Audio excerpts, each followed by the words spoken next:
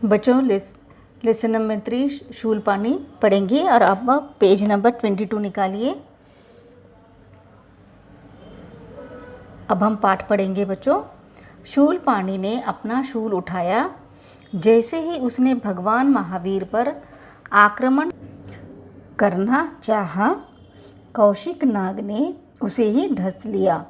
शूलपाणी धड़ाम से भूमि पर गिर पड़ा और तड़पने लगा। उसे तड़पता देखकर भगवान महावीर को बहुत दुख हुआ। उन्होंने कहा, शूलपाणी घबराओ मत, मैं अभी जड़ी बूटी लाकर तुम्हारा उपचार करता हूँ। भगवान महावीर जंगल की ओर निकल गए। अंधेरा होने के कारण उन्हें बहुत परेशानी हो रही थी, फिर भी उन्होंने जड़ी बूटी खोज ही ली।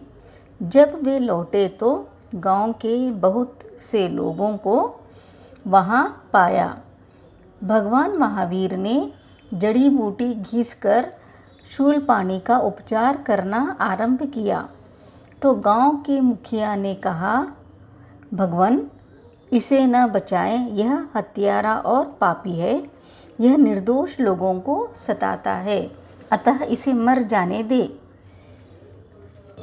शूलपाणी ने जैसा ही अपना शूल उठाया भगवान पर आक्रमण करने के लिए, तभी कौशिक नाग ने उसे डस लिया।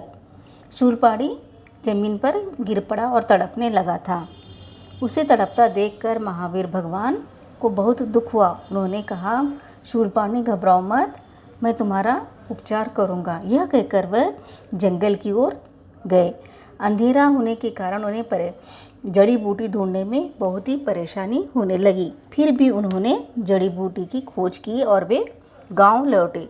तब तक बहुत से लोग वहां पर जमा हो गए थे और उन्होंने जड़ी बूटी घिसकर शूलपाणी का उपचार करना आरंभ किया।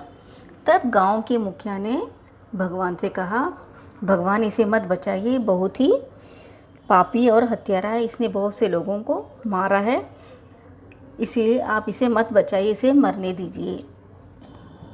महावीर स्वामी ने कहा, तुम्हारा कथन ठीक है, पर इस समय शूलपाणी कष्ट में है। हमें कष्ट में पड़े जीव की मदद करनी चाहिए। शूलपाणी का स्वभाव है दूसरों को कष्ट देना और मेरा स्वभाव है दूसरों की मदद करना। लोग चुप हो गए। कुछ ही देर में शूलपाणी स्वस्थ हो गया। वह उठकर भगवान के चरणों में गिर पड़ा और बोला, प्रभु मुझ अज्ञानी को क्षमा कर दे।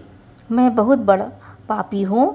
मैं जान कि मेरे अपराध क्षमा करने योग्य नहीं है। अब मैं आपकी शरण में आया हूँ, आप जो चाहें सजा दे। भगवान महावीर ने उसे उठाते हुए कहा, उठो वत्स, सच्चे मन से किया गया प्रायश्चित ही सबसे बड़ी सज़ा है।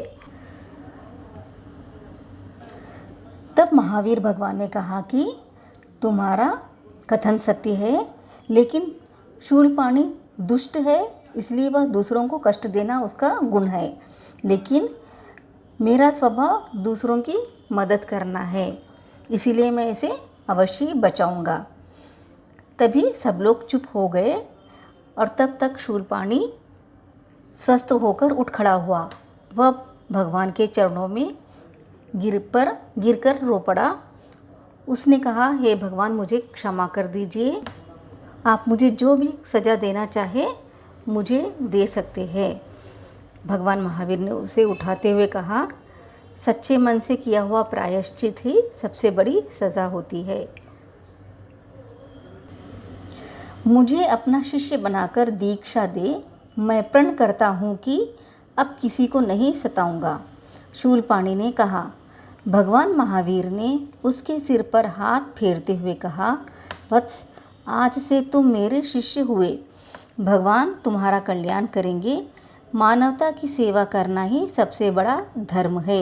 यही तुम्हारे लिए दीक्षा है। महावीर स्वामी से दीक्षा पाने के उपरांत शूलपाणी का जीवन दर्शन ही बदल गया। अब वह परोपकार में जीवन व्यतीत करने लगा। महावीर भगवान ने उसे दीक्षा दिया और उसने क्षमा मांगते हुए उसने यह प्रतिज्ञा की कि अब मैं किसी और को नहीं सताऊंगा। भगवान ने उस पर हाथ फेरते हुए से कहा कि मानव की सेवा करना ही सबसे बड़ा धर्म है। जो लोग कष्ट में होते हैं उनकी सेवा करना ही सबसे बड़ा धर्म है। तभी से शूलपाणी का जीवन बदल गया और वह हत्यारे से एक अच्छा आदमी बन गया। बच्चों, इस पाठ में हमने यह शिक्षा ली कि भगवान महावीर के गुण, दया, परोपकार, अहिंसा आदि मूल्यों को हमें भी अपने जीवन में अपनाना चाहिए। जो लोग कष्ट में होते हैं उनकी सेवा करना चाहिए, उनकी मदद करनी चाहिए और हमें हमेशा अहिंसा के मार्ग पर अपने जीवन को आगे बढ़ाते रहना चाहिए। बच्चों, अब आप इस पाठ को पढ़िए। बच्चों, अब हम पाठ 3 शूलपाणी के शब्दार्थ को पढ़ेंगे। बच्चों, देखिए शब्दार्थ।